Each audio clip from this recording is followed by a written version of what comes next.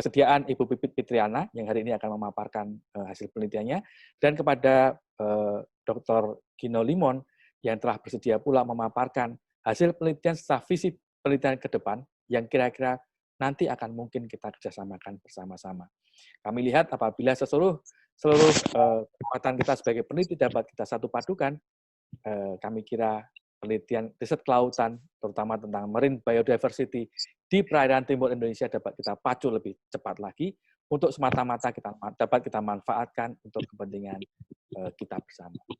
Sekali lagi, kami ucapkan terima kasih atas partisipasi dan kehadiran para peserta webinar ini sekalian, utamanya kepada sesepuh kita dan juga sesepuh dan ketua HISOI Deklarasi Sarjana Oceanologi Komisariat Ambon, Bapak Profesor Aik Serta Obun, sebagai sesepuh kami yang telah berkenan mendukung acara ini dan juga memberikan pengantar umum tentang bagaimana kita dapat mengenali, mengelola, dan juga memanfaatkan kekayaan dan keanekaragaman hayati di kawasan ini. Demikian yang dapat kami sampaikan. Terima kasih. Wassalamualaikum warahmatullahi wabarakatuh. Salam sehat selalu. Tapea. Tapea. Tapea, Pak Nuk. Terima kasih Pak Nuk atas sambutan singkat, padat, sangat jelas. Dan ini saat kita berada di kapal riset, jadi pas sekali nih auranya laut sekali ini. Saya lanjut ke agenda kedua, pengantar umum oleh Profesor Dr. Alex Petraubun. Beliau ini sangat senior ya, saya bilang. Ini adalah dosen saya juga. Beliau yang waktu saya mahasiswa, beliau dikenal sebagai dirjen sendiri, lalu berpindah ke wakil menteri perindustrian ya, Prof. Alex ya. Berkecimpung di birokrat, namun sekarang sudah kembali ke kampus sebagai guru besar di Universitas Patimura sekaligus sebagai Ketua Ikatan Sarjana Oceanologi Indonesia Komisariat Daerah Ambon. Baik, Prof. Alex, saya persilahkan kepada Prof. Alex untuk memberikan pengantar umum mengenai webinar kali ini. Terima kasih. Terima kasih, Pak Moderator. Yang saya hormati Dr. Nugroho sebagai Kepala Pusat Penelitian Laut Dalam LIPI. Yang kedua, saya sangat menghormati para narasumber, antara lain Ibu Pipit dan Pak Gino, Dr. Gino. Yang saya hormati moderator Pak Widya. Yang saya hormati khusus juga Pak Susetio, ini teman sahabat lama dari Ambon. Udah lama sekali tidak ketemu, bahkan hari ini cuma lihat di foto. Ya. Tapi sebelum saya selanjutnya lebih jauh, saya senang sekali bahwa LIPI membuka bagiannya di Maluku dan diberi tugas yang ikut membesarkan Unpati, khususnya Fakultas Perikanan, karena mereka inilah yang menjadi dosen untuk melengkapi kekurangan-kekurangan kami. Jadi luar biasa. Saya senang sekali, mudah-mudahan LIPI jangan cabut itu cabangnya di Ambon itu. Dia tetap harus ada supaya kita bermitra sampai ilmu pengetahuannya habis dan tuntas gitu. Siap, Prof. Ya. Jadi Pak Nugroho, kita bersyukur ya bahwa di tengah-tengah pandemi COVID ini kita masih bisa melakukan kegiatan seperti ini. Dan itu anugerah yang Maha Kuasa yang berikan kepada kita semua kesehatan. Ya, di saat semua banyak orang takut tentang COVID, kita juga harus bersyukur bahwa kita masih sehat sampai dengan hari ini ya. Dan kita kayaknya sudah tidak bisa lagi bertemu seminar dengan metode klasik yang sebelumnya ya. Karena virtual system inilah yang menjamin kesehatan kita bersama teori wilayah tropis dan dampak ya, dan itu sebetulnya gambaran tentang biodiversity. Nah, sebagai epicenter itu sebetulnya dia menunjukkan bahwa wilayah perairan kita itu fungsi produksinya itu dia berjalan dengan baik. Ya. Kita bisa lihat bagaimana kontribusi perikanan di Indonesia Timur, kalau kita gabung-gabungkan datanya secara nasional, saya kira tidak ada satu. Indonesia Barat pun kalah, apalagi Indonesia Tengah. Yang kita Indonesia Timur itu yang kita segani cuma di perairan Natuna aja. Kalau Natuna tidak ada ya, bangsa ini tergantung kelautan perikanannya di kita di Indonesia Timur.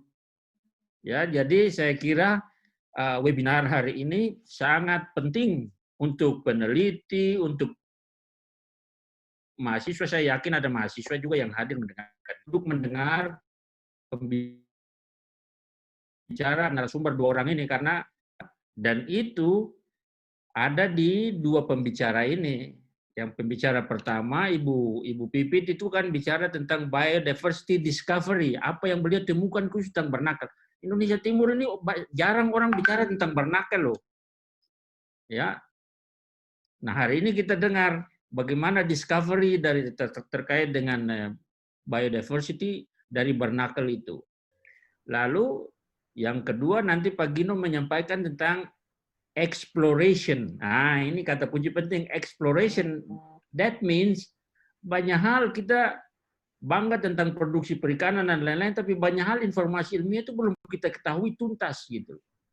Nah, itulah kenapa Pak Gino ingin menyampaikan tentang exploration and conservation of marine mega biodiversity. Nah, ini yang menarik lagi, kenapa Pak Gino punya kata bukan biodiversity aja, mega itu artinya besar, biasa gitu loh. Nah, inilah kira-kira poin-poin penting. Lalu poin saya yang terakhir, semua audiens yang mendengar acara webinar ini, saya mau sampaikan bahwa kolaborasi berikut antara nanti ISOI, kemudian Stasiun Laut Dalam Pak Nugroho dan Universitas Patimura akan melakukan kerjasama untuk webinar, ya. Webinar yang akan dilakukan akhir September, ya, itu internasional. Dan saya sampaikan informasi perkembangan terakhir, itu pembicara internasional yang akan hadir itu, yang akan menyampaikan materinya itu adalah 9 orang yang berasal dari 6 negara. Itu sudah terkonfirmasi. Dan itu kerjasama kita antara ISOI dan Unpati dan nanti bulan September akhir. Jadi prosesnya sudah jalan dan saya kira ini supaya partisipan memantau informasinya. Saya kira itu saja dan ISOI, dan mudah-mudahan apa yang kita bicarakan hari ini berguna. Baik, ya. Karena Bu Pipit sudah share screen, maka saya serahkan kepada Ibu Pipit untuk selanjutnya memberikan materi presentasi mengenai biodiversity discovery of barnacles crustacea cirripedia from the Moluccas Eastern Indonesia. Waktu dan tempat kami persilahkan. Assalamualaikum warahmatullahi wabarakatuh. Salam sejahtera bagi kita semua. Pertama-tama saya mengucapkan terima kasih kepada Bapak Kepala PPLD, Bapak Dr. Nugroho Dwihananto, dan Bapak Ketua ISOI Ambon, Bapak Profesor Dr. Alex Retraubun, dan Bapak Dr. Renat Gino Filinon, dan moderator Pak Widya atas kesempatan yang diberikan kepada saya, dan juga kepada semua peserta webinar ini yang telah berkenan hadir dalam webinar ini. Saat ini saya ingin mempresentasikan sebagian tentang penelitian S3 saya tentang keanekaragaman tritip yang ditemukan di Kepulauan Maluku. Biodiversity Discovery of Barnacle from the Moluccas Eastern Indonesia.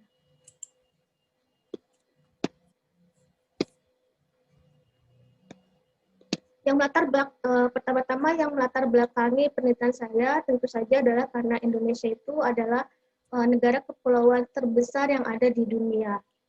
Selain negara kepulauan terbesar yang ada di dunia, Indonesia juga memiliki banyak sekali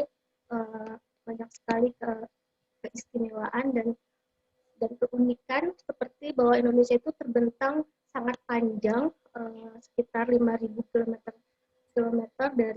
dari timur ke barat.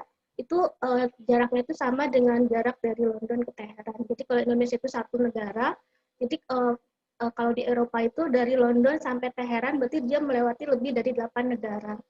Selain itu, Indonesia itu memiliki banyak sekali pulau, sekitar 18.000 pulau, dan dia terdaftar sebagai negara mega biodiversitas, seperti yang telah kita dengar dari Profesor Alex. Dan dari keanekaragaman yang banyak itu, banyak sekali fauna dan flora dan fauna Indonesia yang hanya dapat kita temui di Indonesia.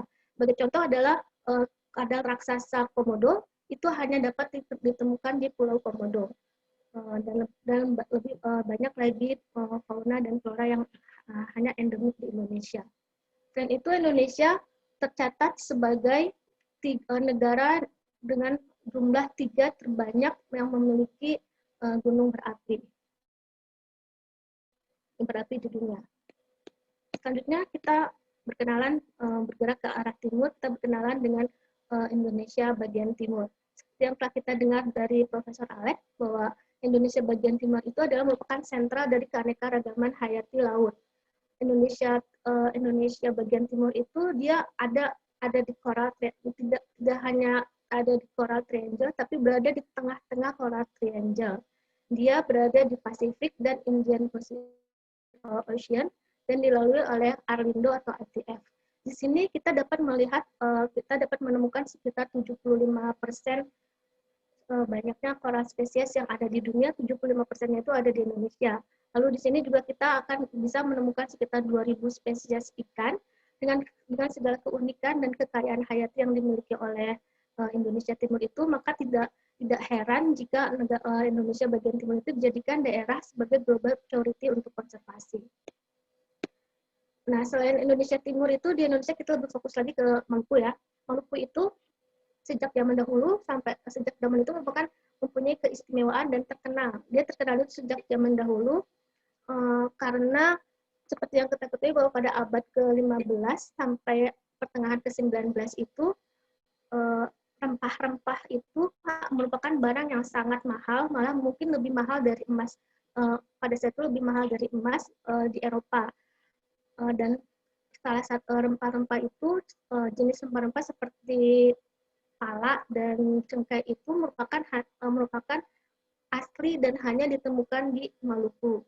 Nah, untuk keinginan untuk mendapatkan rempah-rempah inilah yang menjadikan salah satu daya dorong untuk bangsa-bangsa Eropa untuk menjelajah ke bagian-bagian dunia lain untuk menemukan tempat-tempat yang belum diketemui, termasuk untuk menemukan tempat asal daerah dari rempah-rempah itu sendiri.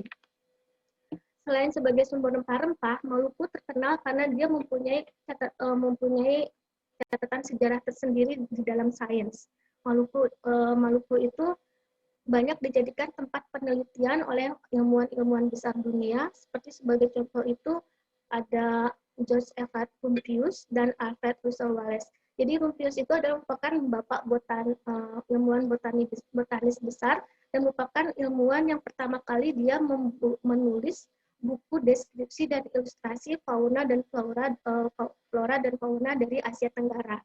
Sedangkan Wallace sendiri, seperti yang kita ketahui, dia sangat terkenal di dalam bidang biogeografi dengan garis Wallace-nya. Dengan keunikan dan keanekaragaman yang dimiliki oleh Kepulauan Maluku, maka tidak heran pada abad ke-19 sampai ke-20 itu tercatat sekitar 50 pelayaran ilmiah yang menargetkan Kepulauan Maluku itu sendiri sebagai tempat daerah penelitiannya.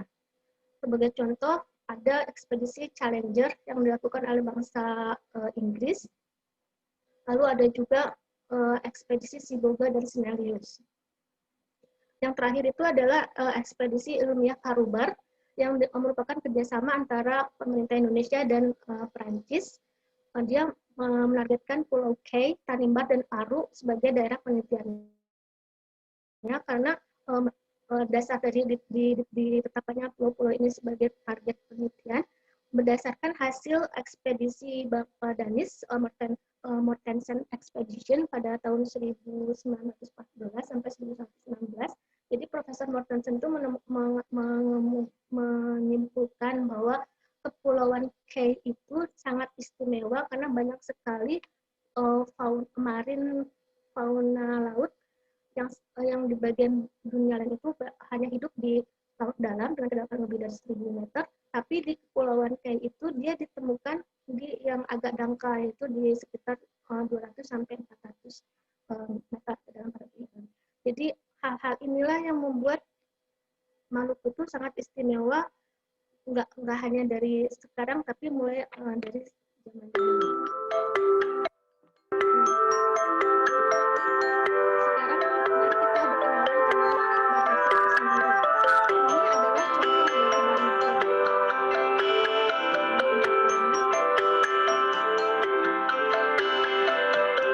Jadi seperti yang dikatakan oleh Pak Alex, Profesor Alex sendiri, bahwa tidak banyak orang yang tahu tentang barnacle. Barnacle itu apa sih?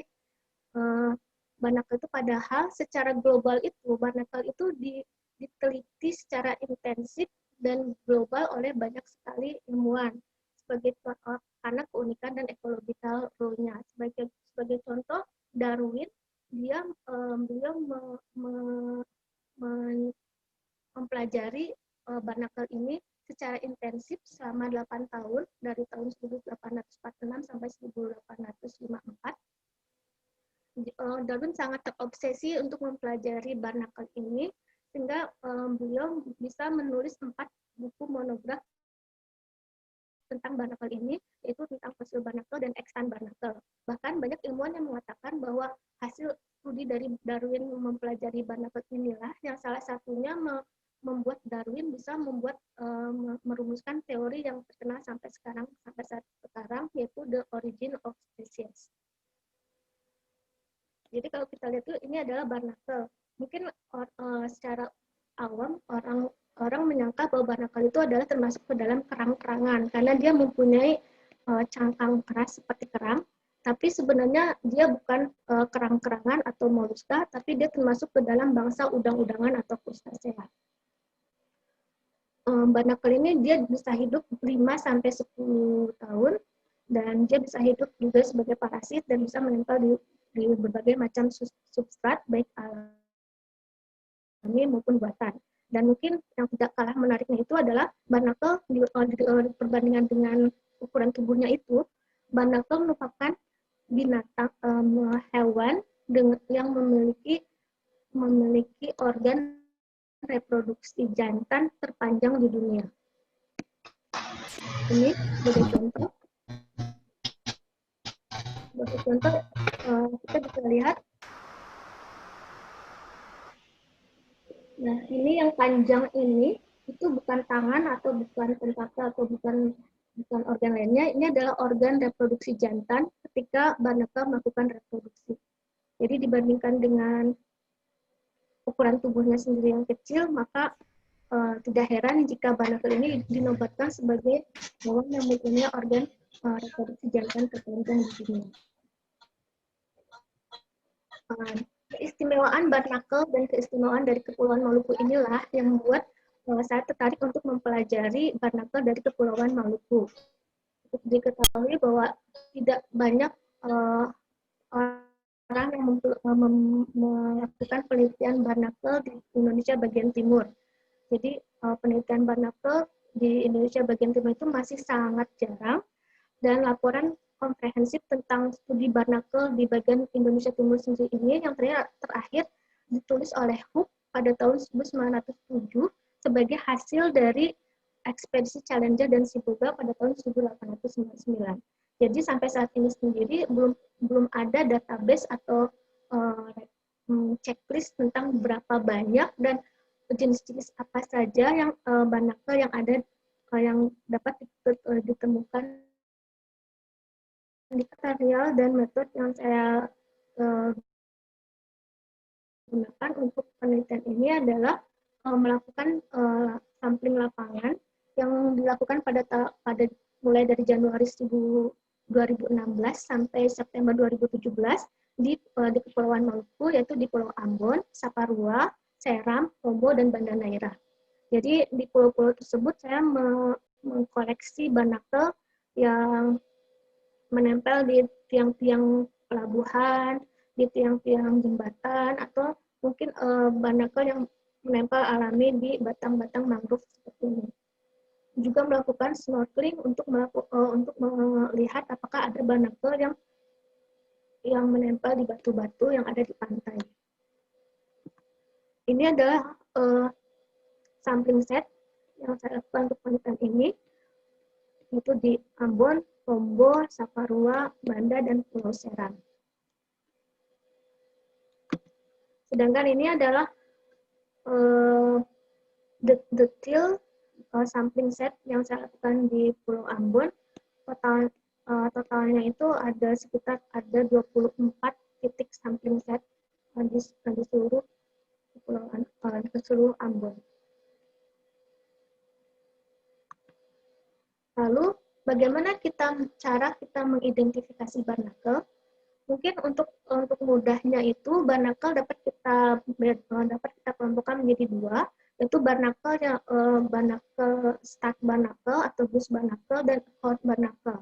Jadi barnacle itu ada yang punya tangkai seperti ini, dan ada yang sessile barnacle, dia tidak mempunyai tangkai tapi langsung menempel pada substratnya seperti ini.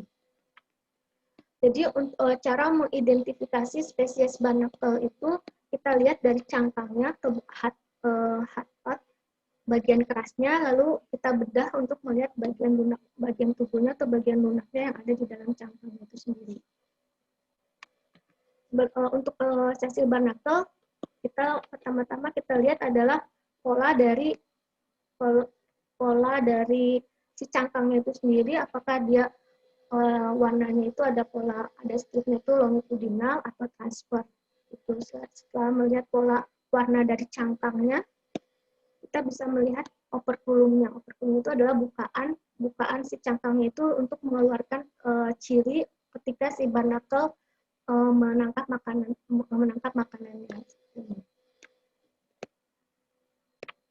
Lalu lebih dalamnya lagi,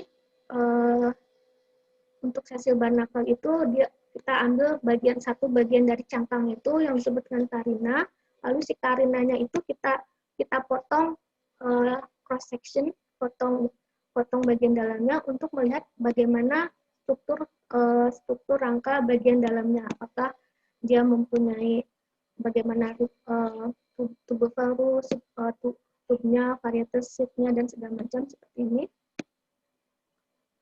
Apakah jadi cangkangnya itu dia beda-beda, dia ada berapa tubnya itu ada berapa, apakah single atau multi tube, multi layer segala macam itu, untuk tidak inilah yang akan menentukan jenis dari barnacle itu sendiri.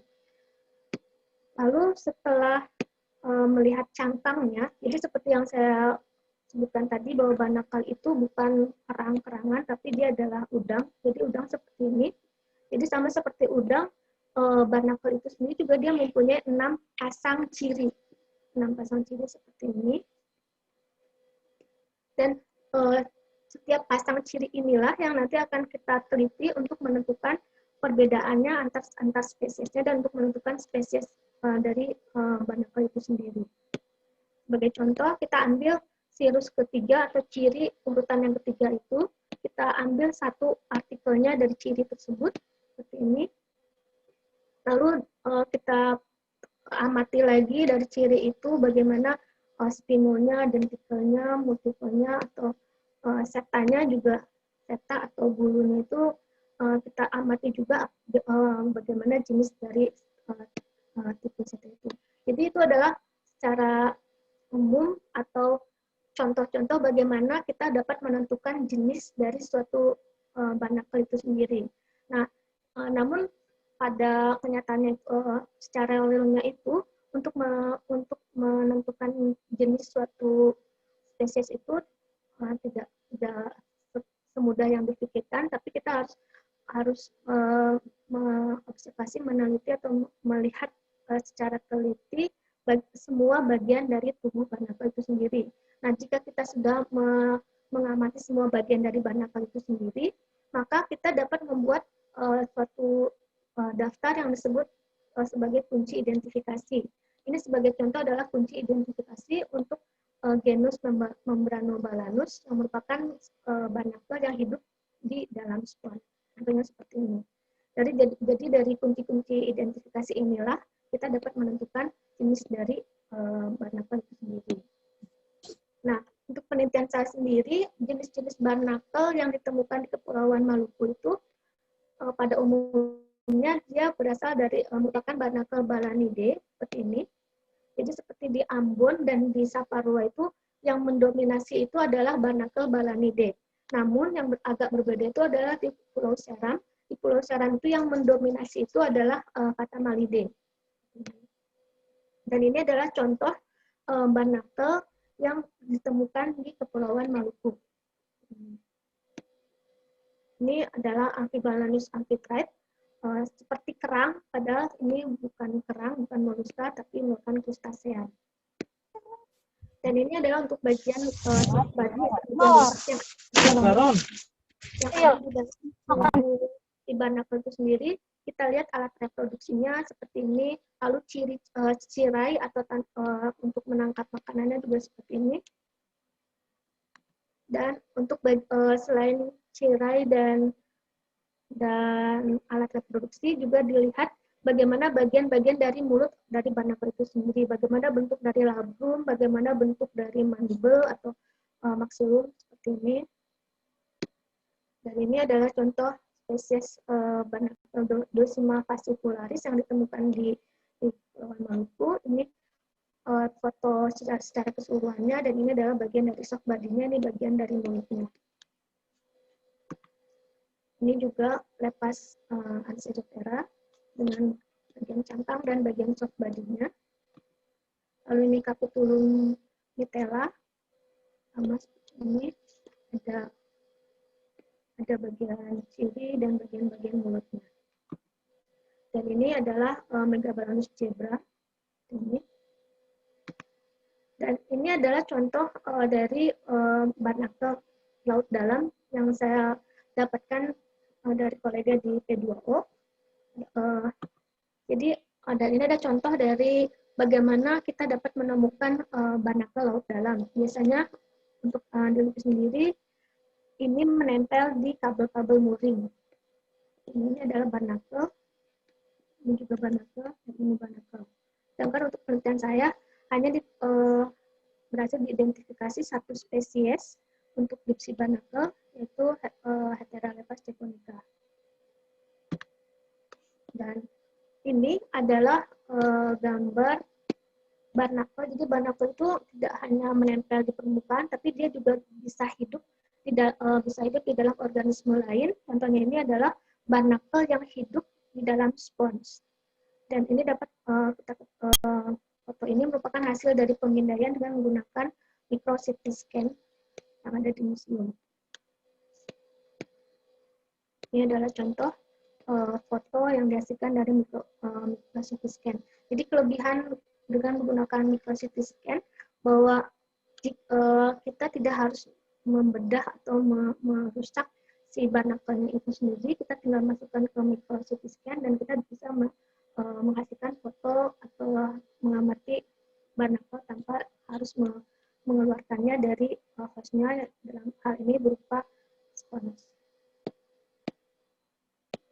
Adapun dari penelitian dengan menggunakan molekular data untuk kerabat, ini adalah contoh pohon kekerabatan untuk barnakel dari Kepulauan Maluku dengan menggunakan primer CO1 dan active sRNA.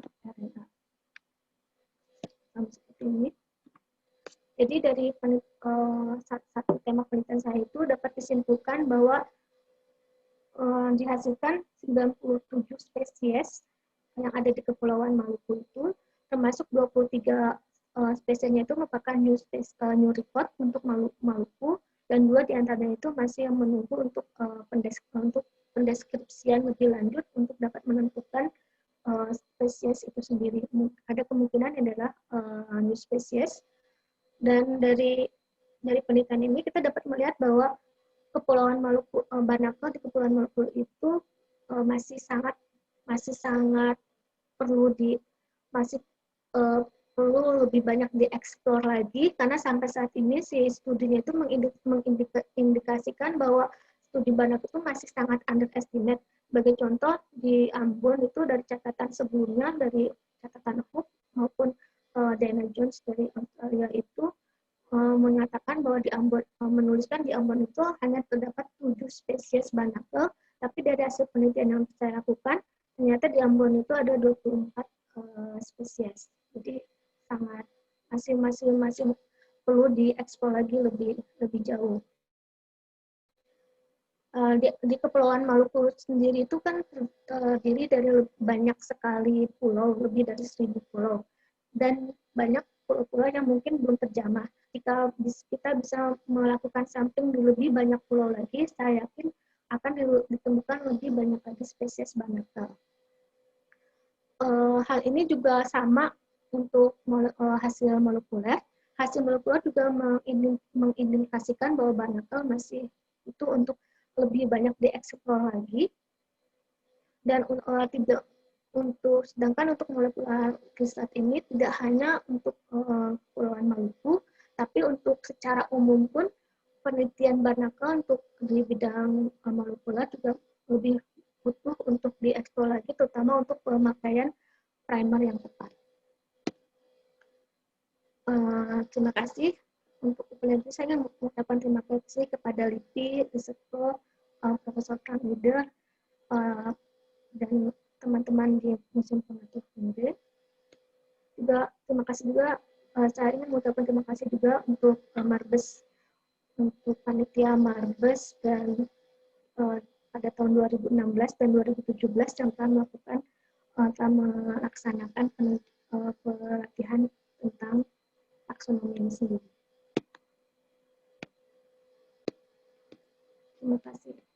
Sekian mungkin presentasi dari saya. Terima kasih atas perhatiannya. Baik, terima kasih Ibu Pipit atau Teh Pipit. Saya sering manggilnya Teh Pipit ini karena orang Bandung.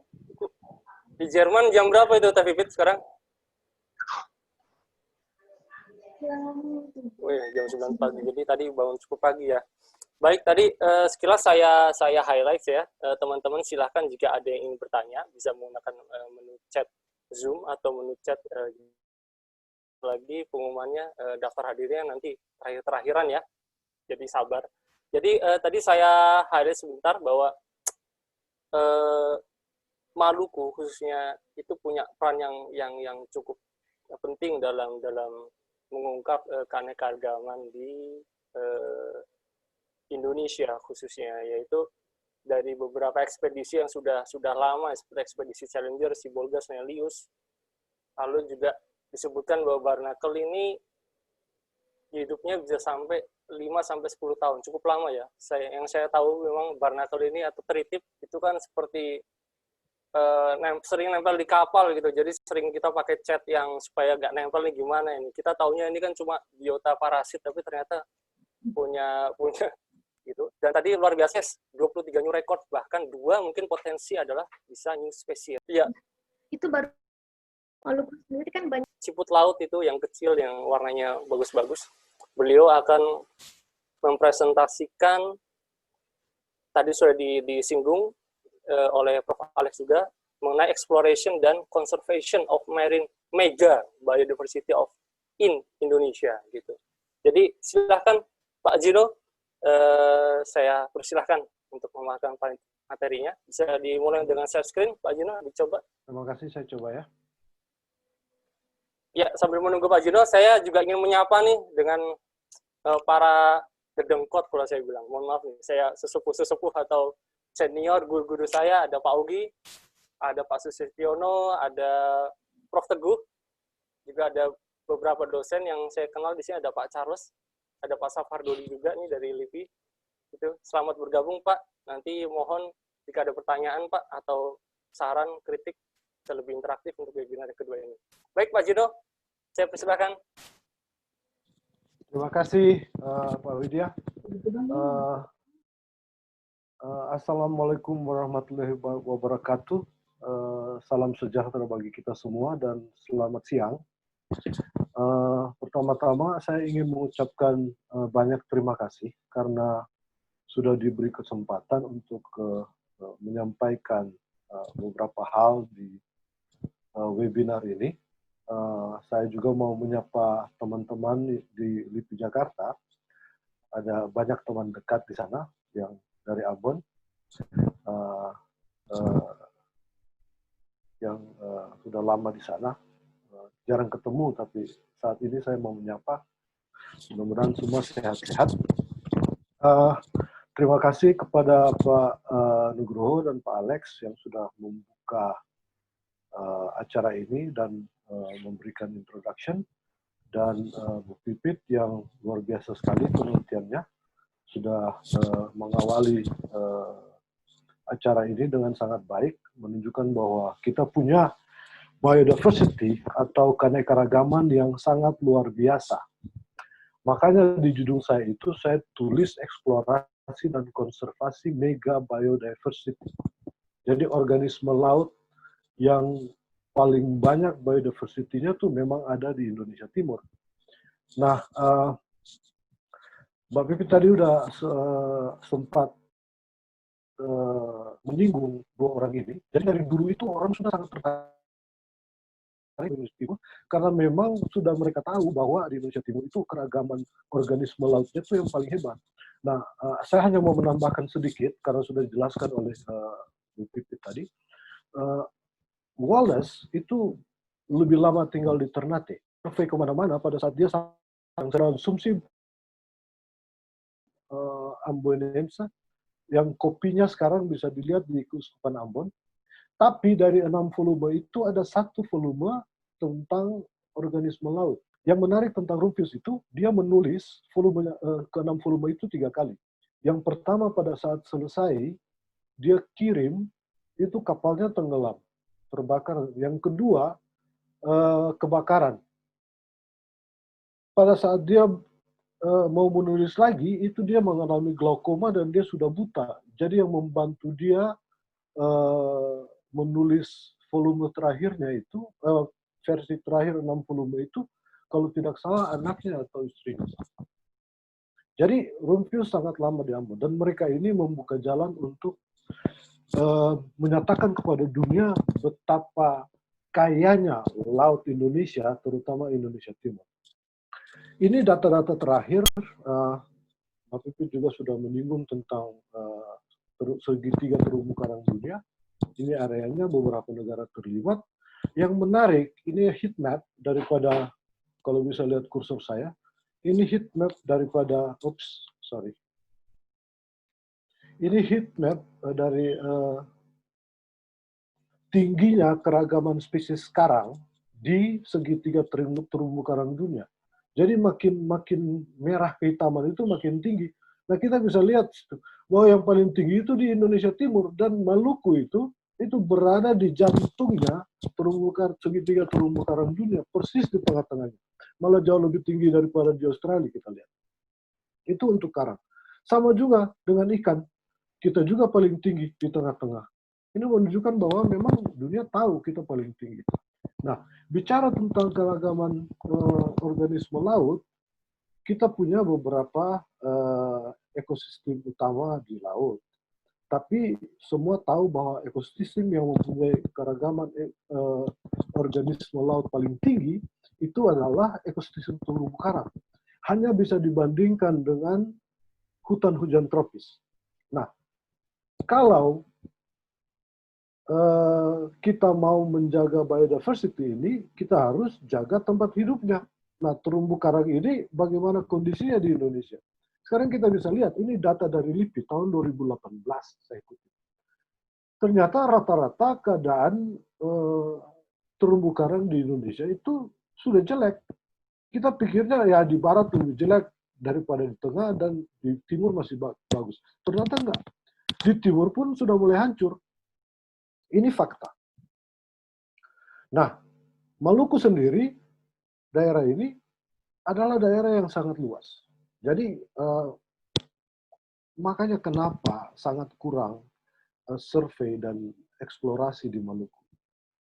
Bayangkan sejak ekspedisi terakhir, itu sudah puluhan tahun. Sampai sekarang belum pernah ada lagi ekspedisi besar yang khusus untuk survei keanekaragaman biodiversity di Maluku. Terakhir saya lupa ekspedisi apa, sudah lama sekali. Nah, sedikit cerita tentang Maluku, physical settingnya itu kita punya exactly 1.340 pulau. 92%-nya itu laut, daratnya cuma 7,6%. Nah, kalau pulau-pulau kecil 1.340 pulau kecil ini, pantainya dihubung-hubungkan, itu ada 10 km lebih panjangnya. Merupakan 13% dari seluruh panjang pantai Indonesia. Kita punya 2 laut yang sangat terkenal. Laut Banda, yang merupakan salah satu laut dalam, yang baru saya sadar ngeh waktu Pak Ogi jelaskan bahwa itu satu-satunya laut yang satu-satunya negara atau provinsi yang punya laut dalam teritori kita itu cuma Maluku atau Indonesia. Laut Banda itu dalam teritori kita. Negara lain punya laut dalamnya itu di luar teritori negaranya. Itu potensi aset yang luar biasa. Itu the last frontier untuk laut. Kita belum sama sekali menyentuh itu. Fishery potensi ini barangkali sudah salah karena saya nggak terlalu ikuti. Kemudian kita lihat luasan area. Ini 3 ekosistem utama dari ekosistem laut utama. Terumbu karang, mangrove, dan lamun. Sangat besar. Mangrove, terutama mangrove dan terumbu karang kita. Terumbu karang itu sampai 1.300 km persegi. Bayangkan berapa banyak marine organisme yang ada di sana. Nah, seperti saya katakan tadi, data tentang laut kita di Indonesia Timur masih sangat kurang. Time series data untuk mengikuti, memonitoring data kita di Maluku masih kurang. Oleh sebab itu saya coba beberapa tahun lalu melihat kondisi Ambon terakhir ini. Kita lakukan metode sederhana, mantau mahasiswa ditarik di belakang speedboat dengan kecepatan konstan, kemudian di setiap titik dia merekord bagaimana kondisi, dia mengestimasi bagaimana kondisi terumbu karang.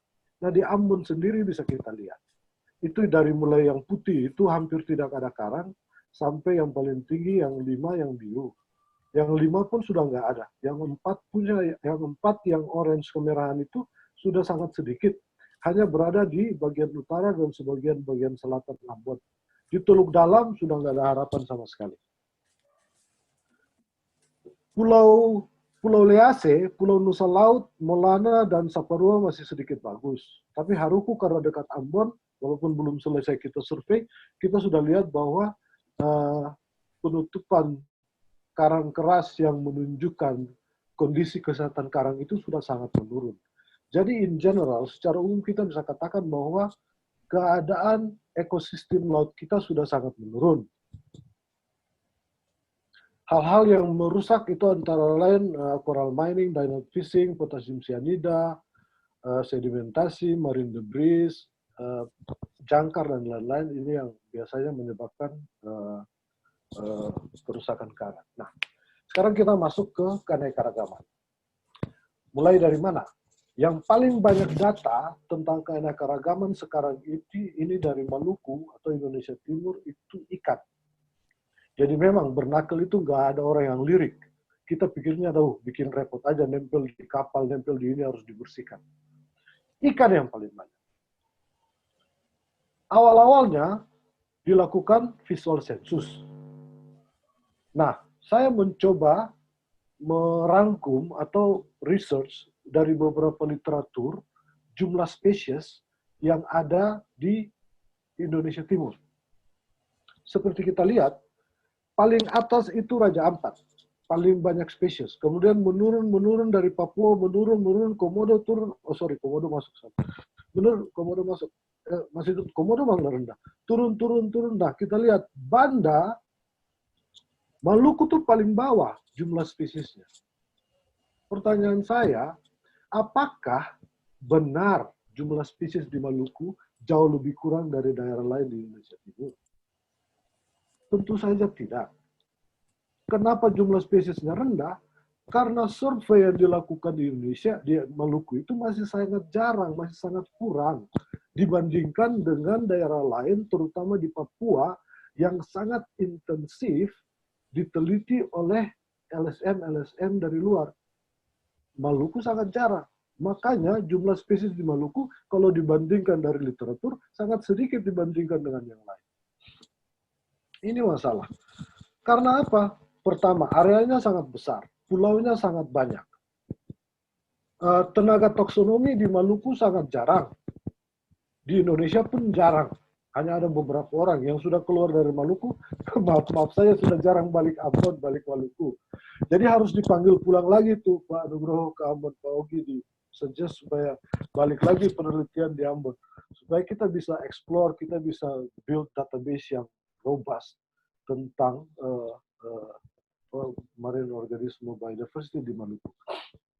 Nah, kebetulan, jadi kita tahu masalahnya itu, bahwa kita punya biodiversity yang sangat tinggi, tapi kita understudy, penelitian kurang, karena kekurangan dana penelitian, kekurangan taksonomis, kekurangan peralatan, kapal, dan lain-lain. Jadi mudah-mudahan ke depan bisa lebih baik dengan adanya kapal-kapal yang datang. Nah, kebetulan tahun lalu itu kita melakukan kerjasama dengan University of Leeds dan Essex untuk melakukan penelitian di daerah Wallasey khusus tentang marine biodiversity untuk melihat bagaimana impact daripada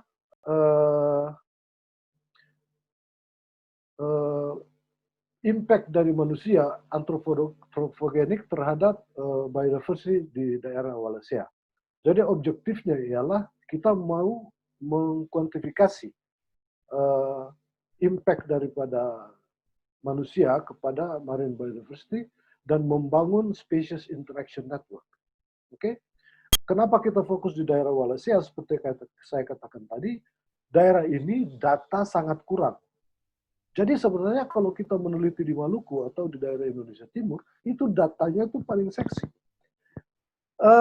Sitasi saya yang paling banyak itu dari penelitian sederhana tentang terumbu karang di Ambon dan Kepulauan Supermonde puluhan tahun lalu.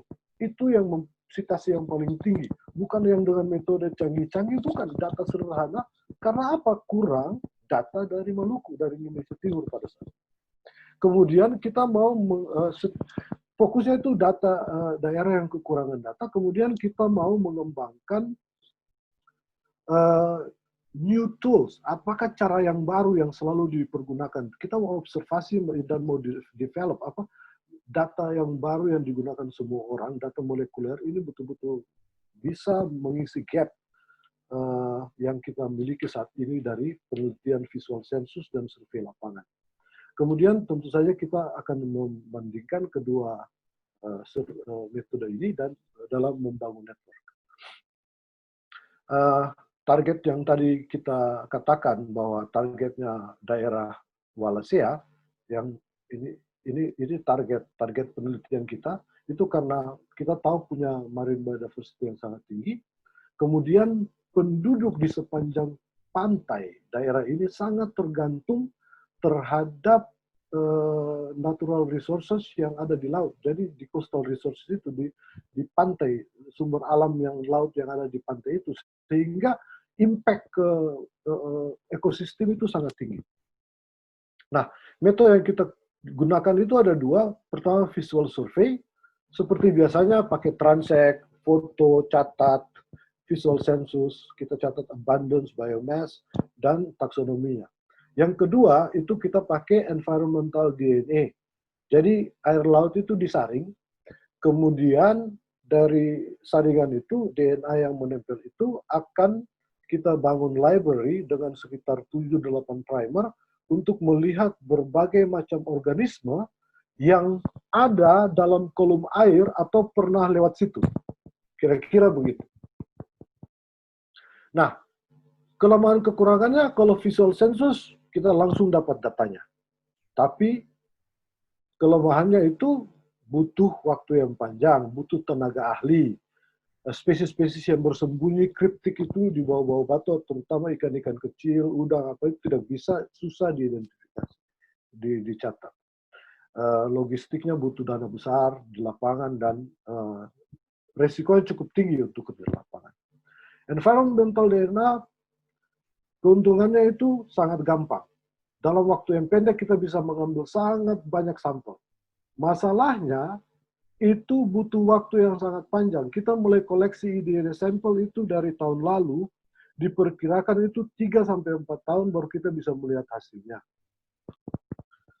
Nah, ini kira-kira daerah yang kita teliti di daerah Wallacea, ada 5 region, 12 sites per area, kira-kira ada 60 sites, total sekitar 240 transect, 60.000 meter persegi, coverage kira-kira, dan kita mengambil lebih dari 1.000 eDNA sampel. Makanya butuh sekitar 3 tahun untuk untuk memproses data, dan barangkali setahun untuk 6 bulan sampai setahun untuk menganalisa data. Jadi publikasi hanya bisa diharapkan sekitar tahun 2022 atau 2023. Itu masalahnya.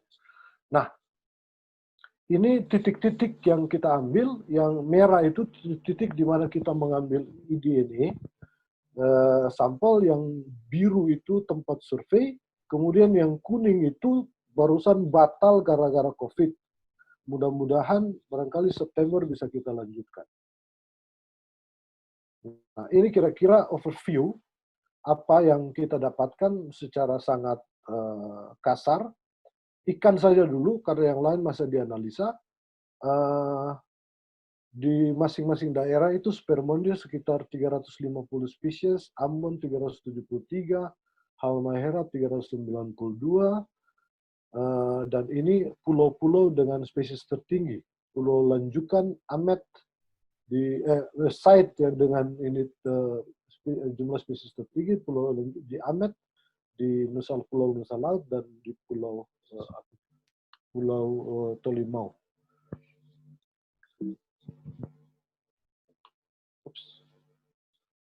Nah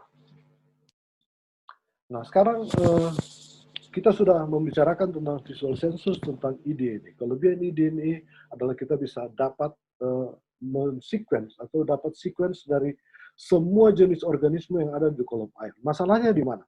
Masalahnya adalah bahwa sequence-sequence ini tetap harus dibandingkan dengan reference sequence. Jadi umpamanya kita punya sangat banyak sequence yang keluar dari environmental DNA, dari mesin Next Generation Sequencing atau NGS, tetapi sequence ini pada saat kita masukkan di database, tidak ada pembandingnya, kita tidak tahu sequence ini itu organismenya apa. Makanya perlu kita bangun database secara manual, maksudnya visual census perlu ada, dan perlu ada data sequence dari setiap organisme, sehingga pada saat sequence keluar dari NGS, kita running di database, kita tahu sequence-sequence ini itu dari spesies apa. Ini masalahnya, karena masih sangat kurang data atau referensi yang dilakukan. Makanya saya mulai dengan melakukan barcoding. Beberapa tahun lalu kerjasama dengan the Center of Biodiversity Ontario dan the Prancis, IRD Prancis. Yang Prancisnya itu susah disebut, soalnya jadi saya bilang IRD aja. Nah, kenapa DNA barcoding? Sangat straightforward. Kita ambil sampel dari setiap organisme, kemudian kita PCR dan kita sequence. Kita dapatlah urutan nukleotidanya. Yang kedua cukup reliable karena sangat objektif. Masalah di Maluku yang tadi saya katakan itu salah satunya itu kekurangan taksonomis. Kita tidak punya orang taksonomi. Ikan saja sudah susah, karang sudah susah, apalagi bernakal, apalagi spons, apalagi molluska beberapa jenis, apalagi echinodermata. Nah, itu kita masih bicara makroorganisme, belum sampai di mikroorganisme. Nah, DNA barcoding ini barangkali bisa membantu mengisi gap. Tidak bisa menggantikan taksonomis, tapi bisa dipakai untuk validasi dan bisa dipakai sebagai reference untuk data-data NGS atau data-data eDNA yang semakin banyak menumpuk sekarang, semua orang melakukan eDNA. Banyak sekali data eDNA, tapi tidak ada referensi. Nah, kelebihan lainnya daripada DNA barcoding ini butuh sangat sampel yang sangat sedikit, jadi sangat ramah lingkungan. Ikan umpamanya kita bisa potong ekornya dan lepas lagi. Begitu pula dengan moluska-moluska yang besar dan organisme lain. Kita butuh hanya seujung kuku lah, kalau bisa dikatakan untuk DNA. Dan salah satu kelebihan lainnya itu kita kadang-kadang tidak perlu organisme utuh untuk mengetahui apa spesiesnya. Ini kira-kira step by step apa yang kita lakukan sesudah kita. Jadi awalnya itu karena keterbatasan dana kita hanya mencari ikan di pasar Mardika Ambon, pasar Ambon, pasar Mardika, pasar Pulehu, pasar Batu Merah, dan beberapa pasar di Ambon. Kita mengumpulkan hanya ikan karang. Ikan-ikan ini kemudian kita setting, difoto, diidentifikasi secara morfologi, dan kemudian kita ekstrak DNA dan kita lakukan DNA barcoding.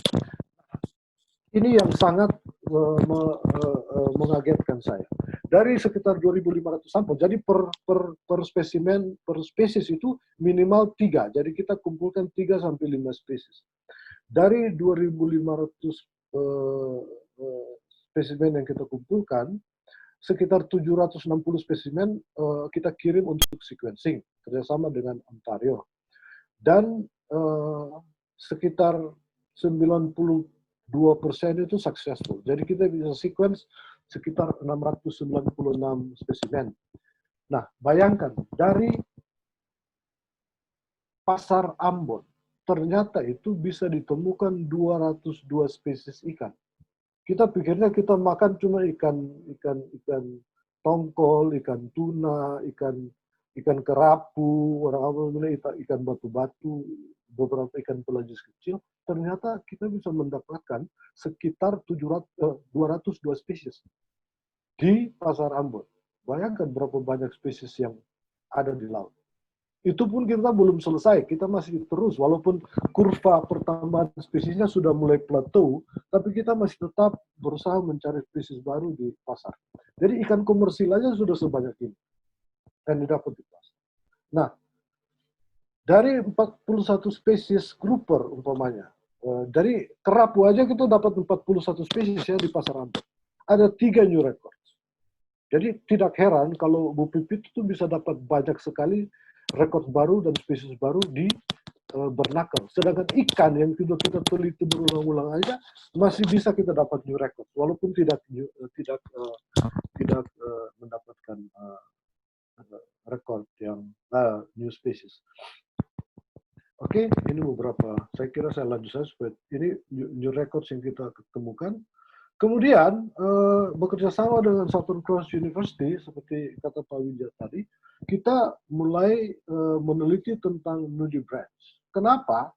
Seperti yang tadi dikatakan pembicara sebelumnya, saya tuh sangat kecewa pada saat pertemuan di Makassar, ada peneliti yang mengatakan bahwa sesudah mencari di literatur, dia hanya bisa menemukan 5-10 species of nudibranch di Maluku. Nah, kebetulan pada saat itu Profesor Steve Smith sedang sangat-sangat bersemangat meneliti nudibranch di Australia, dan waktu di Ambon pada saat diajak langsung mau. Nah, dalam waktu beberapa bulan saja kita sudah bisa mengumpulkan sekitar 85 spesies. Itu hanya di sekitar Ambon. Nah, yang menarik, kita melakukan citizen science, sensus. Kita ajak mahasiswa, ajak penyelam-penyelam semua berkumpul untuk melakukan sislak sensus. Jadi kita ke laut, rame-rame menyelam, dan kita kemudian foto-foto dari semua penyelam itu dikumpulkan. Bayangkan, dalam 2 hari, itu kita bisa mengumpulkan 63 spesies nudibranch. Dan kalau ini dilakukan untuk waktu yang lama dalam area yang besar, saya pikir ada puluhan ribu nudibranch yang bisa ditemukan di Maluku. Di Filipina itu 20.000 ditemukan dalam waktu 20 tahun dengan intensitas penelitian yang sangat tinggi. Oke. Kemudian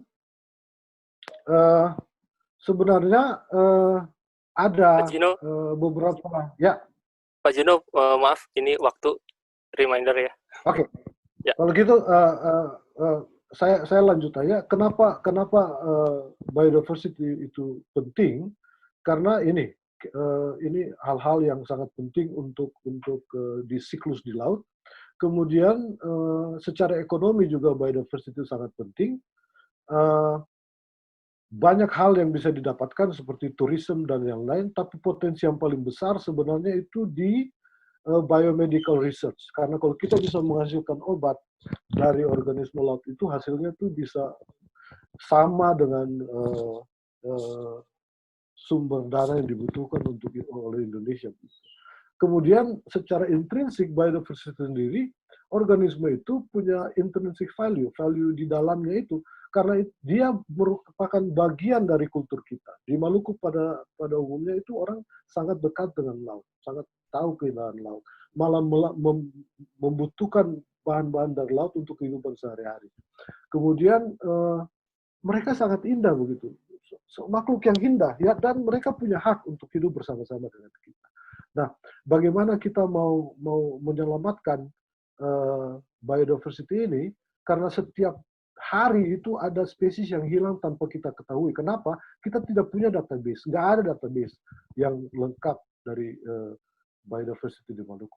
Saya pikir waktu saya sudah selesai. Untuk bagaimana konservasinya kita bisa diskusikan bersama sesudah acara ini. Terima kasih. Terima kasih Pak Gino.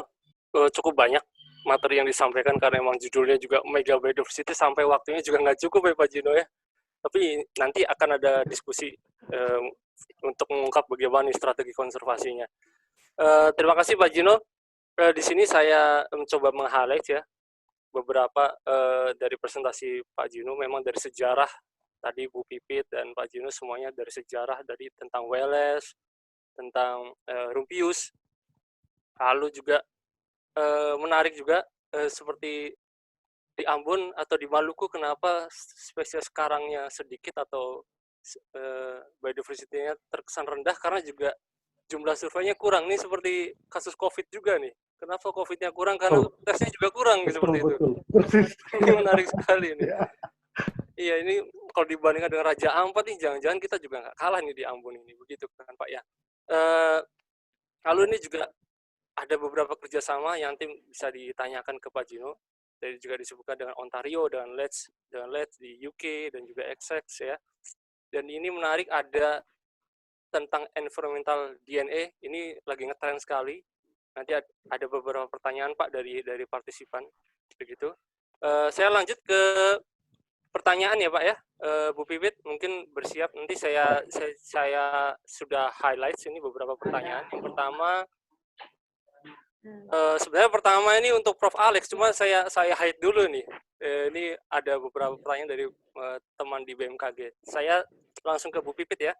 Dari Ibu Sally, apakah alasan barnacle disebut sebagai parasit juga?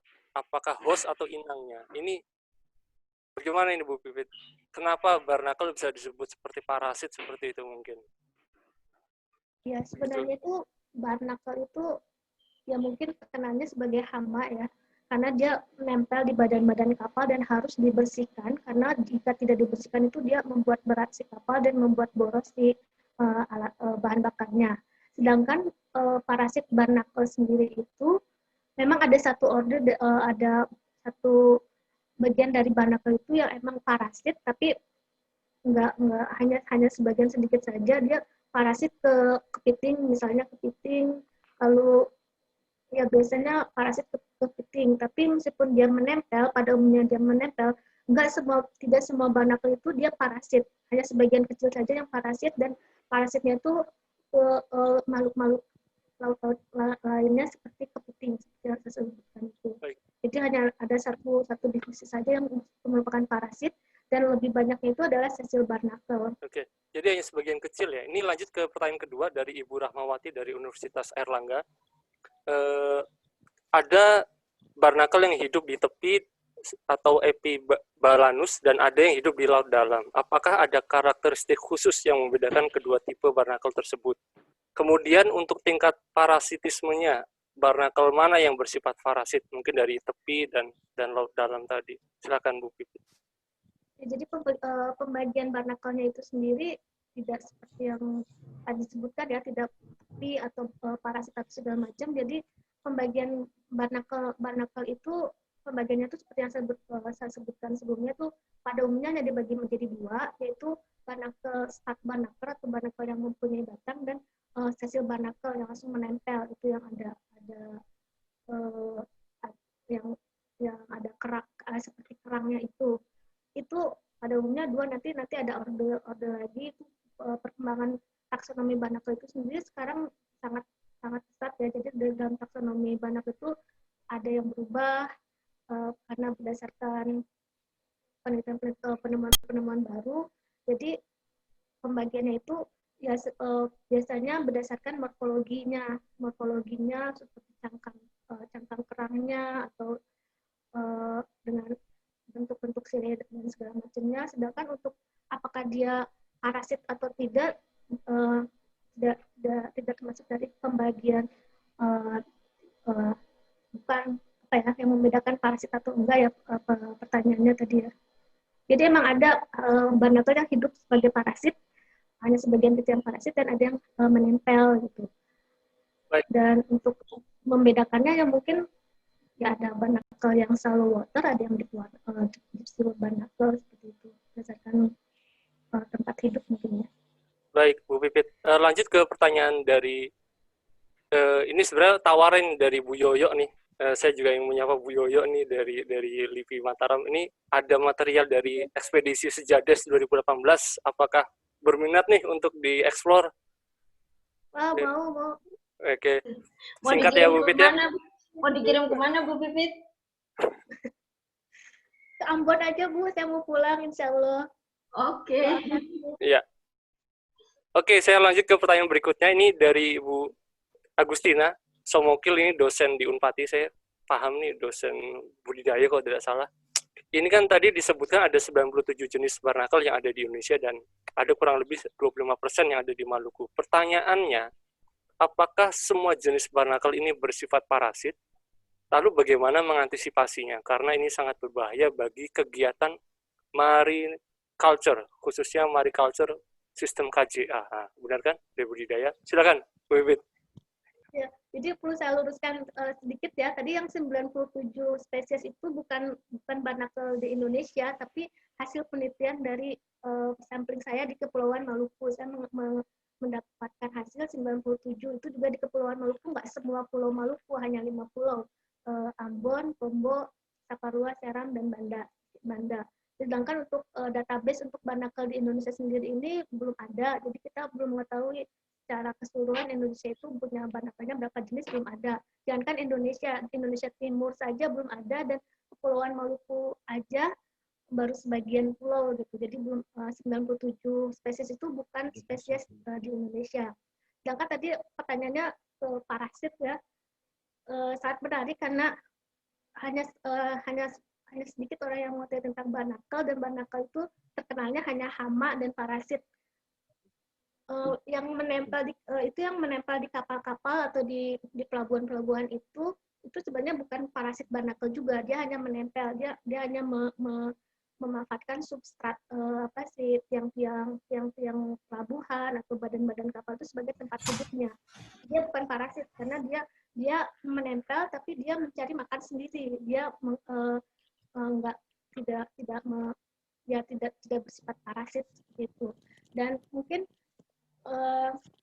sebenarnya tidak banyak orang yang tahu juga bahwa terkenalnya karena sebagai hama, dan bagaimana sampai saat ini pun orang masih mencari bagaimana cara biar si barnakelnya itu tidak menempel di badan-badan kapal karena emang merugikan ya.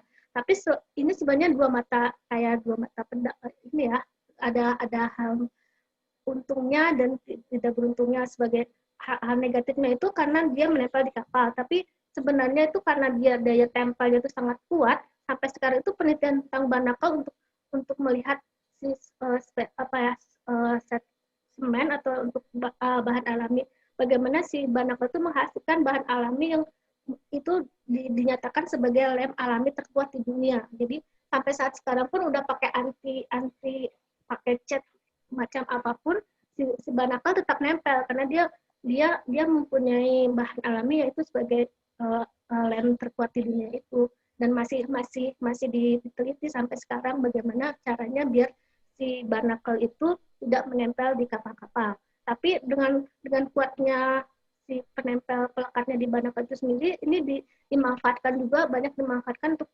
di dunia kedokteran, khususnya di kedokteran gigi. Jadi dia ya maksudnya penelitian tentang barnacle itu dan potensi barnacle itu sampai sekarang pun masih berjalan dengan intensifnya. Masih banyak yang belum diketahui tentang potensi barnacle itu sendiri. Dan perlu saya tambahkan sendiri, di sini perlu saya tambahkan bahwa barnacle juga bisa ada jenis-jenis barnacle yang bisa dimakan, edible barnacle itu, dan biasanya jenis barnacle yang bisa dimakan itu adalah jenis makanan eksotik yang harganya lumayan mahal. Misalnya Persebes di Spanyol itu ada namanya Persebes, itu adalah barnacle. Juga di Jepang juga ada satu spesies yang bisa dimakan dan mungkin harganya mahal. Misalnya kalau misalnya kita di Kepulauan Maluku, karena saya lihat ada di Maluku juga ada, mungkin jika kita bisa tahu bagaimana cara membudidayakannya, mungkin juga kita bisa memanfaatkannya sebagai bahan makanan alternatif. Baik, terima kasih Bu Pipit. Sementara ini pertanyaan yang direcord dari menu chat ya, menarik, ternyata bisa untuk makanan juga nih barnacle. Saya lanjut geser ke Pak Gino ya. Ini ada beberapa pertanyaan Pak. Pertama dari Bu Rahmawati juga dari Universitas Airlangga. Pak Gino, apakah environmental DNA yang dimaksud mirip dengan metabarcoding DNA? Silakan Pak Gino. Oke, Bu Rahma, ini sebenarnya masalah terminologi. Jadi environmental DNA itu artinya meneliti DNA yang ada di lingkungan. Jadi kita tidak mengambilnya dari organisme. Sedangkan metabarcoding itu kita mengambil DNA dari organisme, berbagai organisme, kemudian kita sequence dan kita bandingkan. Itu namanya metabarcoding. Nah, environmental DNA itu kita ambil DNA dari air atau dari sedimen atau dari udara atau dari mana aja. Kemudian seluruh DNA ataupun RNA juga bisa yang ada dalam air, sedimen, udara itu di sequence. Nah, aplikasinya bisa untuk apa aja.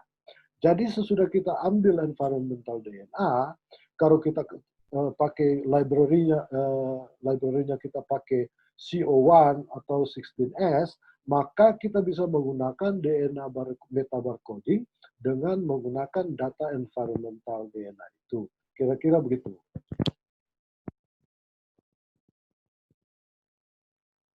Halo?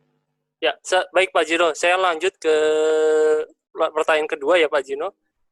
Ini dari Saudara Muhammad Yordan Adi Pratama dari SMA Negeri 7 Kediri. Ini menarik Pak.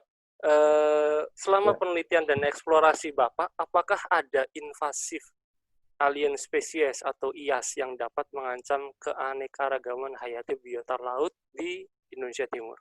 Silakan Pak Gino.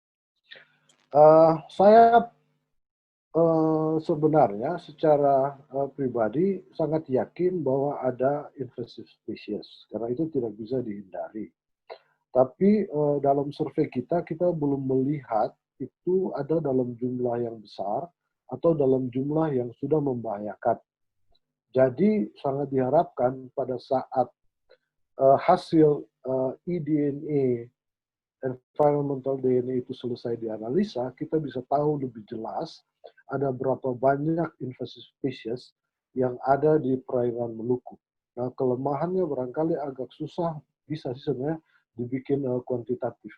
Itu yang saya harapkan. Saya sangat yakin sudah ada dan kita temukan, tapi belum dalam jumlah yang mengkhawatirkan atau sudah mengancam. Kira-kira. Baik Pak Gino, ini pertanyaan yang saya dapat terakhir nih dari menu chat, mungkin nanti ada lagi ya mungkin. Dari Bapak Muhammad Abil Nurjani STMKG. Apakah bentuk lingkungan Indonesia mempengaruhi biodiversity biota laut? Lalu untuk arus yang dipengaruhi oleh La Nina dan El Nino, bisakah mempengaruhi biodiversity juga? Silakan, Pak. Seperti saya katakan tadi, tingginya biodiversity di Indonesia itu karena seperti yang Pak Alif katakan, kita sangat beruntung berada di daerah tropis di Khatulistiwa. Jadi itu secara geografis kita sudah diuntungkan karena kondisi perairan, temperatur, salinitas dan lain-lain sangat memungkinkan untuk sangat banyak organisme tumbuh dan berkembang dengan sangat baik di daerah itu. Apakah itu di mangrove, di padang lamun, terutama di terumbu karang. Jadi pengaruh lingkungan dan geografis itu sangat pengaruh, terutama arus-arus, bukan hanya arus-arus yang ada. Saya bukan oceanografi, jadi barangkali teman-teman dari LIPI bisa lebih menerangkan. Tapi tentu saja pengaruh arus sangat mempengaruhi. Kita sangat beruntung ya berada di tengah-tengah berbagai macam arus yang melewati Indonesia, sehingga mempunyai keanekaragaman dan kekayaan yang sangat luar biasa. Jadi benar, apakah itu geografis, fisika dan kimia, faktor-faktor fisika kimia laut dan lain-lain, substrat, banyak sekali faktor yang mempengaruhi keadaan biodiversitas di suatu daerah. Tapi terutama saya pikir karena geografis kita di daerah tropis itu berkat anugerah yang luar biasa bagi kita. Terima kasih Pak Gino. Sementara ini yang saya catat untuk pertanyaan untuk Pak Gino. Ini saya kembali ke Bu Pipit. Ada pertanyaan dari Bapak Andreas Pramudianto. Apakah juga diteliti barnakel dari sungai ke laut atau sebaliknya, dan bagaimana mengetahui barnakel endemik asli Maluku dengan barnakel yang berasal dari luar, misalnya kapal atau satwa yang dibawa dari penyu, seperti itu. Silakan Ibu Pipit. Terima kasih, pertanyaannya sangat menarik ya. Jadi tadi bagaimana membedakan barnakel yang ada di sungai menuju laut gitu. Ya, sungai menuju laut atau laut menuju sungai, dan juga mana nih yang bisa membedakan barnakel asli Maluku, karena kan lalu lintas kapal juga cukup padat seperti itu. Jadi untuk sampai saat ini itu pada umumnya itu barnakel hanya ditemui di laut, di perairan laut atau di air yang dekat laut dan dengan salinitasnya mendekati laut. Jadi untuk yang freshwater barnacle itu sendiri sampai saat ini masih kontroversi. Ada yang mengatakan bahwa tidak ada barnacle air tawar. Jadi barnacle itu tidak ditemukan di sungai, tapi ada beberapa catatan yang mengatakan bahwa mereka menemukan barnacle di sungai atau menempel di penyu yang hidup di sungai. Namun hal ini masih butuh pembuktian lebih lanjut, dan sehingga pada saat ini pada umumnya dikatakan bahwa barnacle itu hidup di laut, tidak umum ditemukan di air sungai. Sedangkan untuk penelitian tentang apa yang menjadikan kita menyebutkan bahwa barnacle itu endemik di suatu tempat atau bagaimana, karena seperti kita ketahui bahwa barnacle itu banyak menempel di badan-badan kapal, dan kapal itu sendiri dia mobile ya, dia mengelilingi dunia, jadi bisa si barnacle-nya itu sendiri bisa ikut terbawa dengan perjalanan kapal itu sendiri. Mungkin dalam hal ini perlu dilakukan penelitian dengan menggunakan molekuler seperti untuk mengetahui si populasi genetikanya, untuk mengetahui sebenarnya dari mana si suatu jenis barnacle itu berada. Seperti itu.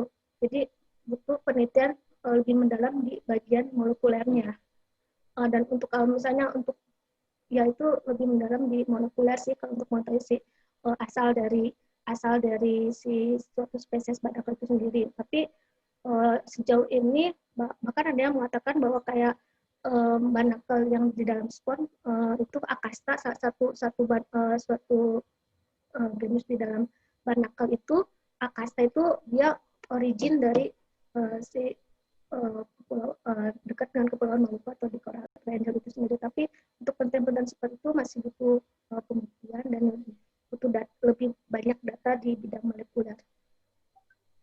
Baik, terima kasih Bu Pipit dan Pak Gino. Saya kembali ke pertanyaan yang awal ya. Sebelumnya nih ada pertanyaan chat untuk Prof. Alex ini dari Pak Roy Patrick Fodilianan dari BMKG Amahai. Izin bertanya kepada Prof. Alex, apakah penelitian laut dalam di Indonesia, khususnya Indonesia Timur, ada kerjasama dengan NOAA, National Marine Sanctuaries yang saya tahu sangat expert dalam bidang tersebut? Dan apakah 9 narasumber dari luar yang akan datang dari webinar ada dari NOAA NMS? Seperti itu. Silakan Prof. Alex. Baik, terima kasih Pak Moderator. Terkait dengan penelitian laut dalam, kita belum bekerja sama dengan organisasi yang disebutkan itu. Saya kira dia terbuka. Webinar ini juga bagian daripada upaya untuk menyampaikan informasi-informasi kepada siapapun untuk mulai mengembangkan kerjasama ke depan. Kemudian terkait dengan webinar yang kita akan lakukan akhir September atau awal Oktober, itu dari NOAA pun belum kita kontak, tapi yang pasti ada kontributor dari international speakers dari Amerika, dari Rusia, dari Belanda, dari Australia, dari Jepang. Semua itu dijumlahkan sekitar 9 pembicara dan itu datang dari 6 negara karena Australia 2 negara. Australia itu 2 pembicara, Jepang 2 pembicara, yang sisa itu satu-satu dari negara lain.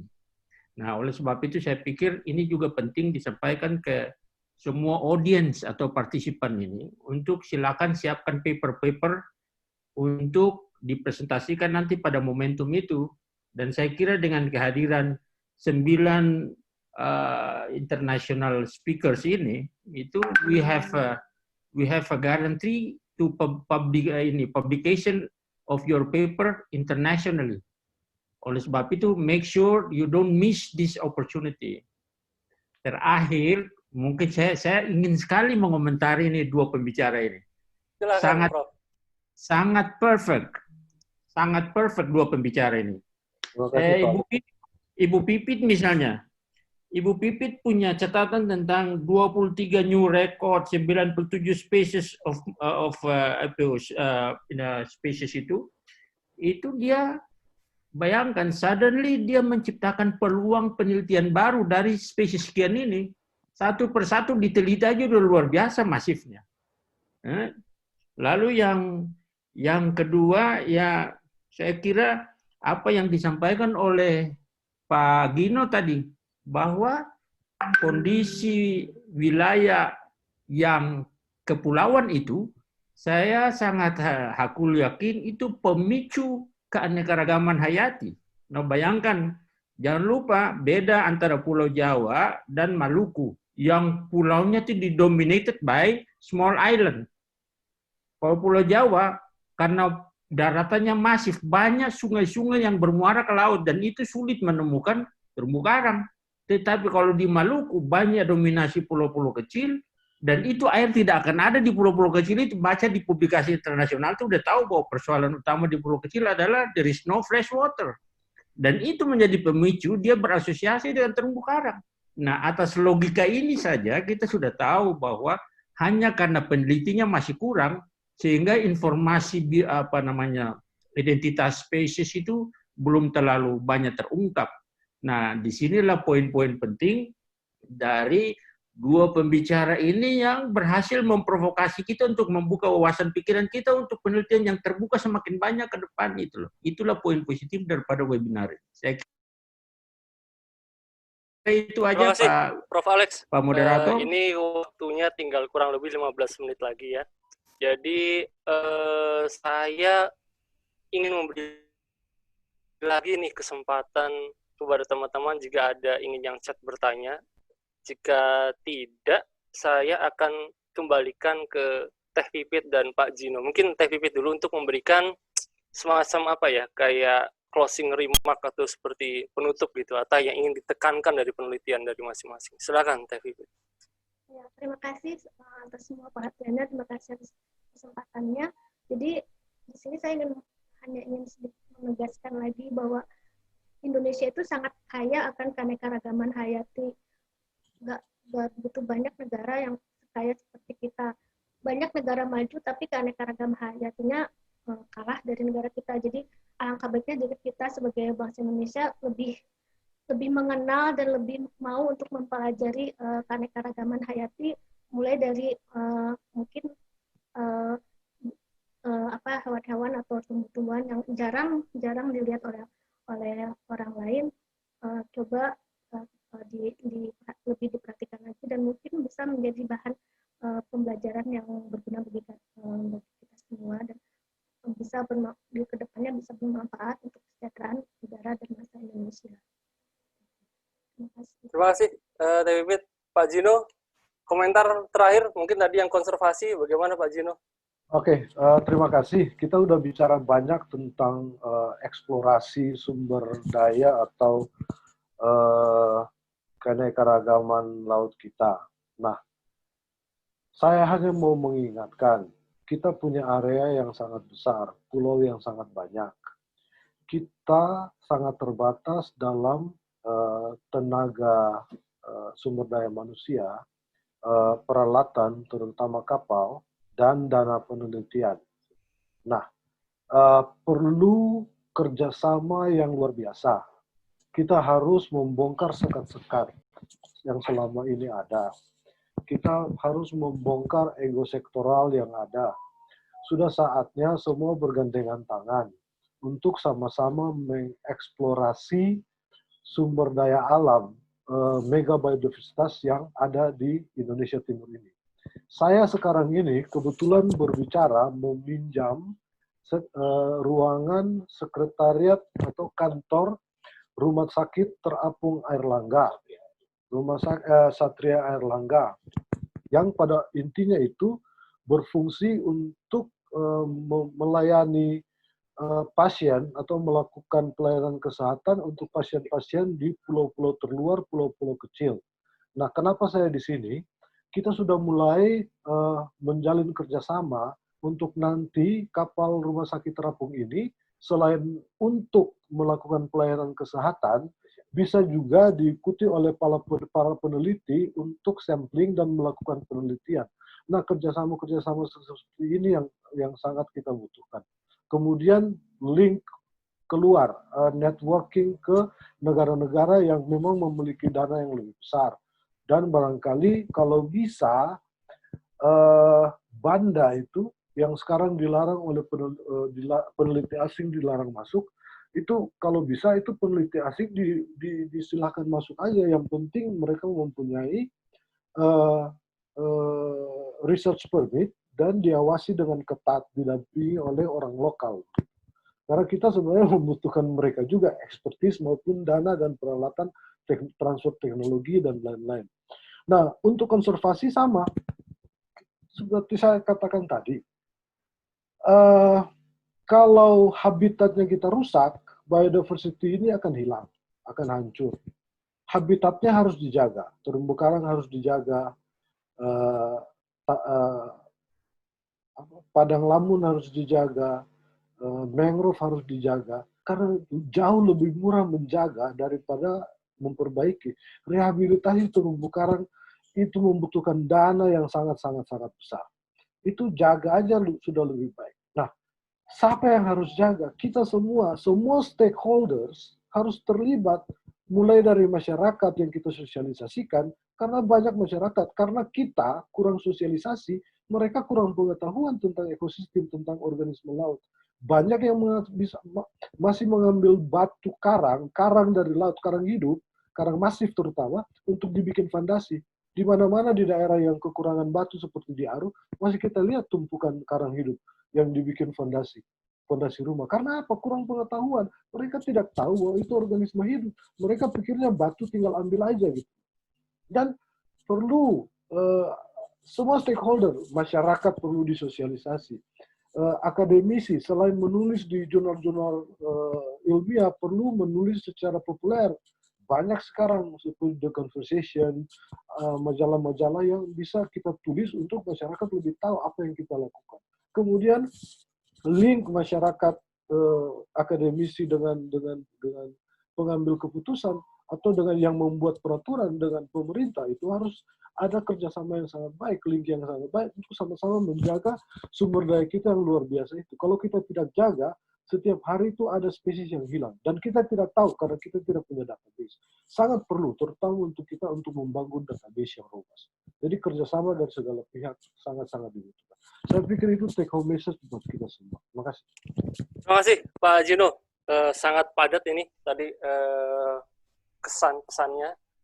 Sebelum masuk ke closing remark dari Pak Nuk ya, nanti saya mohon kepada semua panitia. Oh ya, sebelumnya maaf terlewat ini Pak Gino dan Teh Pipit.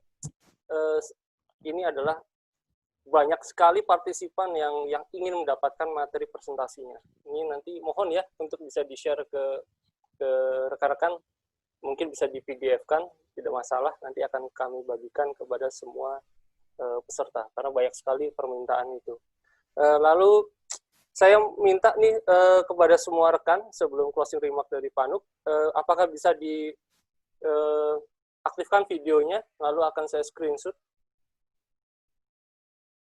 Saya ini ya, saya hitung sampai 5 ya.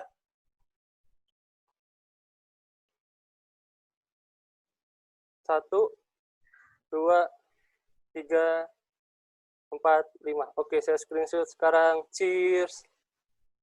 Dan oke, banyak. Ya, saya kembalikan ke Pak Nuk ya, sekarang untuk memberikan closing remark. Silahkan Pak Nuk. Baik, terima kasih Pak Widya, Mas Widya. Ibu dan Bapak sekalian, Prof. Alex, Ibu Pipit, Pak Gino Limon, kami mengucapkan terima kasih yang besar-besarnya. Tadi saya tidak layak sebenarnya memberikan closing remark, karena apa yang sudah disampaikan oleh Prof. Alex sudah sangat, message-nya sudah jelas, bahwa penelitian dari Ibu Pipit dan Pak Gino itu adalah penelitian yang unggul sifatnya. Ini ada di karangan kita sendiri. Mari kita galakkan penelitian ini. Remarks yang disampaikan oleh Pak Gino cukup jelas, sangat jelas. Kita harus bekerja sama. Dan kalau tidak kita, ya siapa lagi? Karena Maluku ini adalah ladang dan juga halaman dan rumah kita. Jadi siapa lagi akan memanfaatkan kalau tidak kita sendiri? Kerjasama dengan penelitian hambatan-hambatan yang tadi disampaikan Pak Gino berupa 1, sumber daya manusia, 2, fasilitas, yang 3, dana. Mari kita sama-sama kita coba upayakan. Gitu.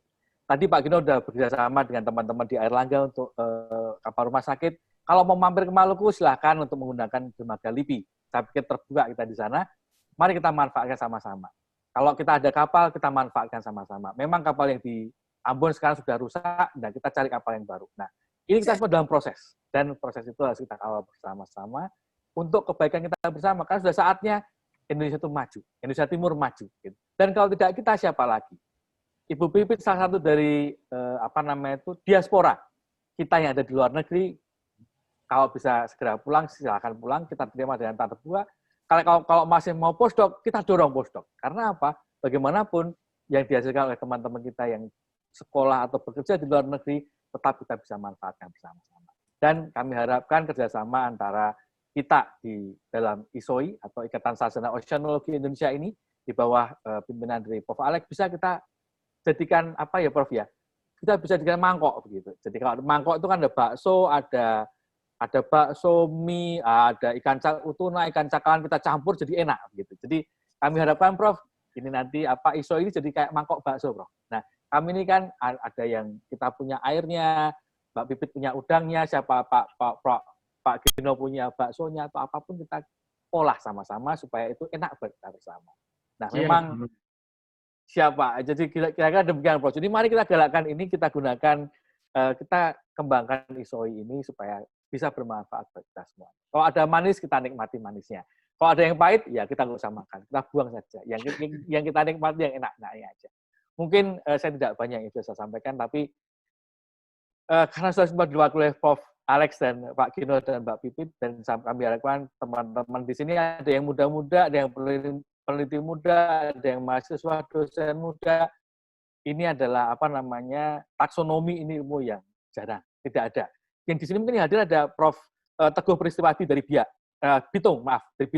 Beliau satu-satunya mungkin profesor di bidang taksonomi yang ada di Indonesia Timur mungkin ya, mungkin atau minimal di Sulawesi lah. Nah, kita di Maluku belum ada profesor. Saya juga itu. Nah, justru itu, Prof. Nah, ini kan kalau tidak ada ISO ini susah kita ketemu, Prof. Nah, kami bersyukur ini kalau tadi saya lihat Prof. Teguh sudah ada di chatroom, jadi kami ucapkan, dan juga ada Ibu Yoyo, kami sambut sekali, terima kasih sekali kalau Ibu Yoyo bisa bersama-sama kita semua ini laut dalam kita kelola lagi lah. Kita nggak melihat ada laut dalam, ada laut dangkal, laut pinggiran, empang, tidak. Yang jelas adalah ini kan kelembagaan saja, gitu ya. Tapi materi-materi penelitian ini mari kita gali sama-sama. Gitu. Ya tadi sekali lagi, kalau tidak kita ya siapa lagi? Udah saatnya kita itu harus memajukan ini lagi. Mungkin kira-kira demikian yang kami sampaikan, dan kami sebagai sebagai yang ditugasi untuk di LIPI Ambon, kita karena sekarang kita ributnya memang LIPI Ambon gitu, Prof. Itu kita siap selalu memfasilitasi. Kalau Prof. Alex mau bikin kantor ISOI di Ambon, kita buka, Prof. Kita akan disediakan ruangan di sana. Saya sudah janji sejak tahun yang lalu, karena COVID ini kita belum bisa. Juga lab, mari kita sama-sama manfaatkan kalau ada labnya. Kita akan ada beberapa alat baru, mari kita manfaat sama-sama. Tentunya dengan beberapa itu catatan-catatan, tapi kan secara umum mari kita manfaat untuk membimbing mahasiswa terutama. Karena kan kita butuh sumber daya manusia yang masih fresh, Prof ya. Kalau saya ini kalau udah agak repot ini saya. Jadi kira-kira demikian. Jadi mari teman-teman sama-sama kita, Bapak Ibu sekalian, Ibu dan Bapak, kita majukan riset di Maluku. Tidak hanya biodiversitas, banyak lagi. Nanti ada biodiversitas, ada geodiversitas. Nah, mungkin untuk webinar seri 3 nanti kita masuk ke geodiversitas. Karena memang Maluku ini ada di... Ya, Pak Nuk. Hilang. Ya, sepertinya terputus koneksinya. Ya. Baik, saya kira dari Pak Nuk cukup jelas ya bahwa kuncinya adalah kolaborasi. Prof. Alex, saya ucapkan terima kasih atas nama pribadi dan mewakili dari panitia webinar kedua ini, mengucapkan terima kasih kepada Prof. Alex, narasumber Teh Pipit, Pak Gino, dan juga seluruh partisipan yang sangat tertib karena biasanya pakai Zoom webinar ya, sehingga mikrofonnya di-lock. Ini kita pakai Zoom meeting, ini luar biasa karena tertib sekali, noise-nya sangat sedikit sehingga materinya bisa tersampaikan dengan baik. Saya juga terakhir saya ingin menyapa Prof. Nite nih. Saya mohon maaf Prof. Nite ini dari Unpati terlewat tadi. Mas Widya, silakan Prof. Alex. Ya. Sebelum tutup, salam buat Bu Yoyo, Pak Putro, Pak Teguh, Pak Samud Husen. Itulah pahlawan-pahlawan kami zaman kami masih mahasiswa. Siap. Bu Yoyo ada di meeting ini kok. Oh iya, saya nggak lihat soalnya. Maaf. Baik, ini sebelum masuk ke forum ini nih, forum informal ini saya tutup dulu ya. Terima kasih semuanya. Saya tutup. Wassalamualaikum warahmatullahi wabarakatuh. Selamat sore, selamat siang. Tetap sehat, jaga jarak, pakai masker, cuci tangan. Ya. Baik, silakan forum informalnya dimulai. Reuninya. Jody. Selamat, Pak Alex. Mana